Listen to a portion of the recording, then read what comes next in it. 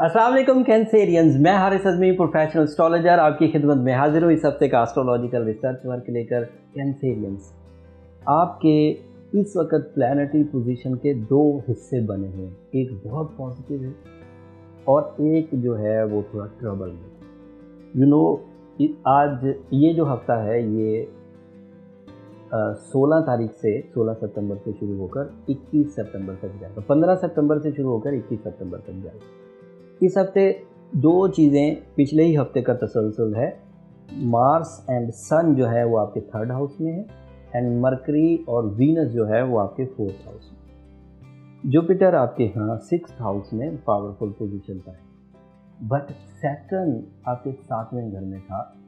जब भी सैटर्न किसी एक हाउस में जाता है 2.5 साल रहता है, आप उसका ज़्यादातर टाइम गुजार चुके हैं।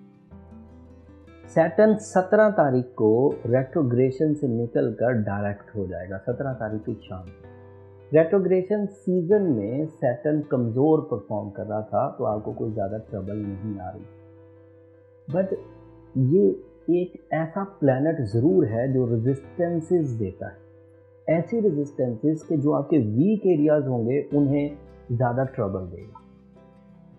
आपको या तो अपनी वीकनेसेस रिकवर करनी होगी, क्योंकि जैसे आप वीकनेस रिकवर करेंगे आप इसे शिकस्त दे देंगे, ये फिर आपको तंग भी नहीं करेगा। बट अगर आप वीकनेस के साथ रूटीन ज़िंदगी गुजारना चाहें तो फिर ये मुहाल हो जाएगा, बहुत मुश्किल हो जाएगा। सैटर्न 7th हाउस में करेगा क्या? इसके अमूमी तौर पर दो पहलू बनते हैं।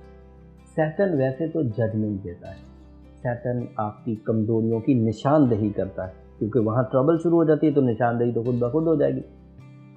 उस वजह से आप रिश्तों को अगर टाइम नहीं देते थे, पहले गुजारा हुए जा रहा था, लेकिन इस वक्त सैटर्न जब आ जाएगा तो अब गुजारा मुश्किल हो जाएगा।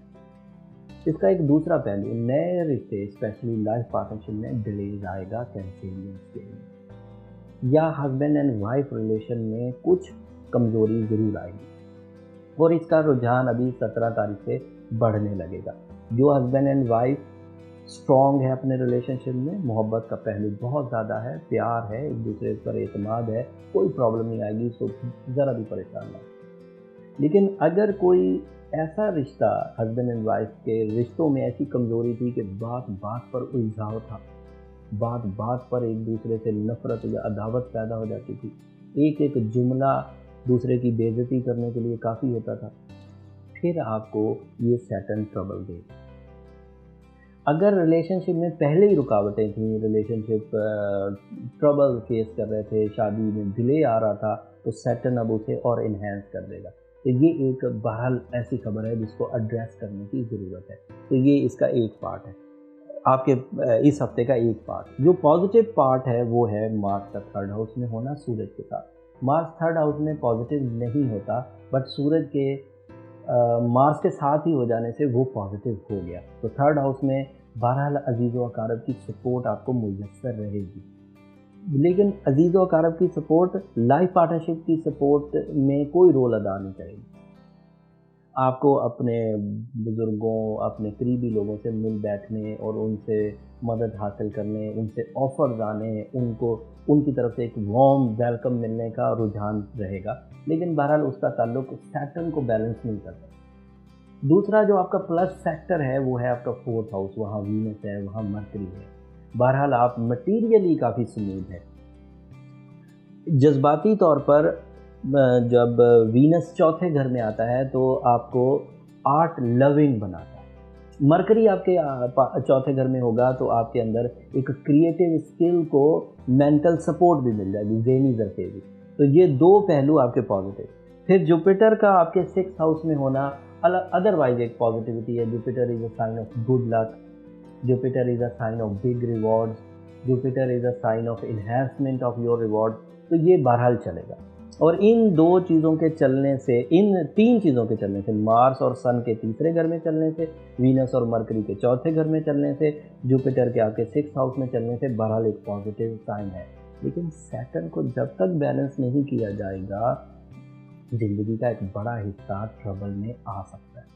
सैटर्न को कैंसेरियन अगर बैलेंस करना चाहे ओवरऑल जनरली, जो लोग अपने असेंडेंट को जानते हैं, अपनी सलाहियतों को जानते हैं, अपने रिसोर्सेज को जानते हैं, अपनी वर्थ को जानते हैं, अपनी एस्ट्रोलॉजिकल तमाम एस्पेक्ट्स को जानते हैं, वो रूबी पहनने काफ़ी होगा। सूरज शम्स दिन में पढ़ें और रात में सूरज तारिक पढ़ें तो मामला हल हो जाए।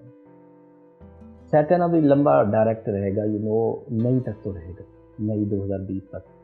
उसके बाद इसने फिर रेट्रोग्रेड होना है, लेकिन फिर ये एक्वेरियस हाउस में जाके रेट्रोग्रेड होगा, अगले घर में चला जाएगा। वो एक अलग चैप्टर है, उसके घर की तब्दीली में जो 2.5 साल का पीरियड पूरा होना है वो 2020 में जाके पूरा होना है। अब जितने दिन रिमेनिंग है सैटर्न के आपके 7th हाउस में, उतने दिन अब ये डायरेक्ट रहेगा, अब ये रेट्रोग्रेड नहीं होगा।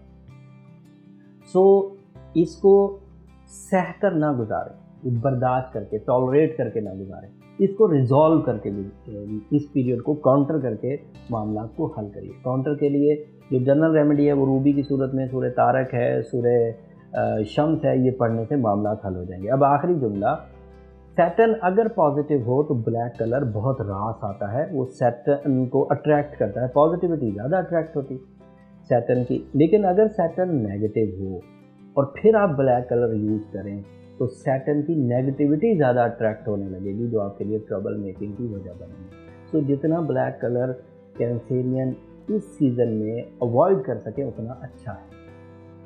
लेकिन सदक़े के तौर पर काले रंग की चीज़ें देना हफ्ते के दिन वो आपके लिए मुस्बत साबित होगा, उससे ये रिकवर होने का चांस बढ़ जाएगा। उम्मीद करता हूँ मेरी ये इन्फॉर्मेशन आपको सैटर्न के नुकसानात से बचाने में या उसको समझने में मदद देगी। जो स्ट्रॉन्ग कैंसेरियन है वो उसकी जद में नहीं आएंगे, वो अपने रिश्तों से, अपनी सलाहियतों से, अपनी स्पिरिचुअलिटी से, अल्लाह ताला के साथ मामलात को सीधा रख के इस फेज़ को गुजारेंगे और इस फेज़ से बचेंगे।